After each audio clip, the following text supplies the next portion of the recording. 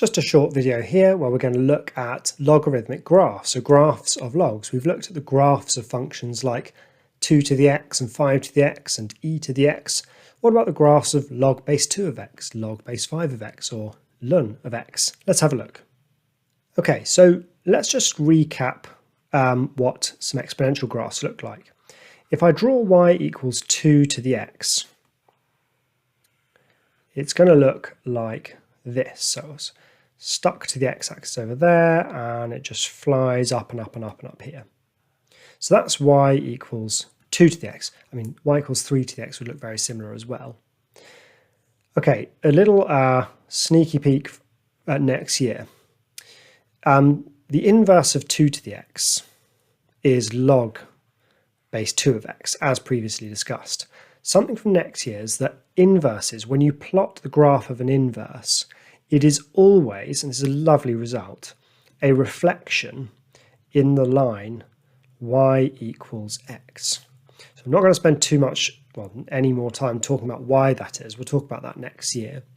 But if you want to know what the graph of an inverse function is, you just reflect it in that line. So if you reflect 2 to the x in that line, you get this shaped graph. And this is what's called a logarithmic curve, without the bump there. So some features of a logarithmic curve. It doesn't exist on the negative side, and we've now seen a few times that you can't take logs of negative numbers. They just don't exist. It plunges down to negative infinity. Okay, so as you get closer and closer and closer to 0, it shoots all the way down. You can't even have log of 0, but you can have log of any number that's bigger than 0.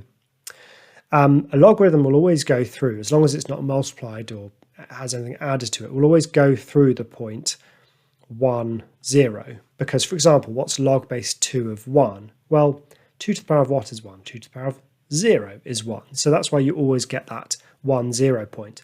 And then it just eases off. It never actually goes flat. I kind of maybe drew it a bit too flat here.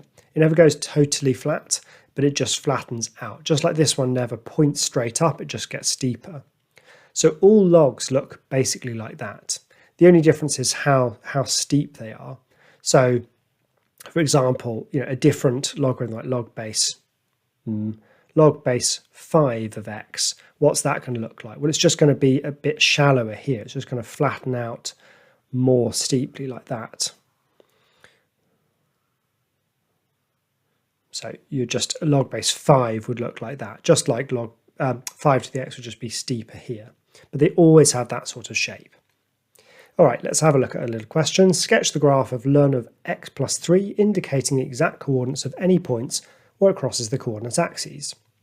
Well, let's consider this by thinking about, well, if f of x was ln x, we've got an f of x plus 3 transformation.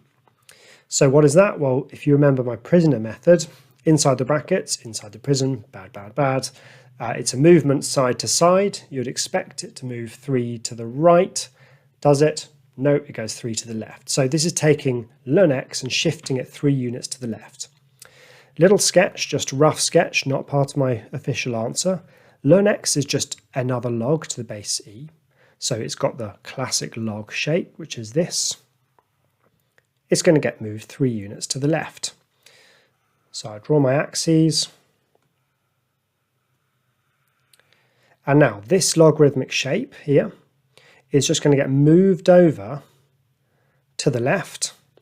And instead, let's think about the points actually. So this point here is 1, 0. That's going to get moved 3 units to the left. So that's now going to cross over at -2, 0.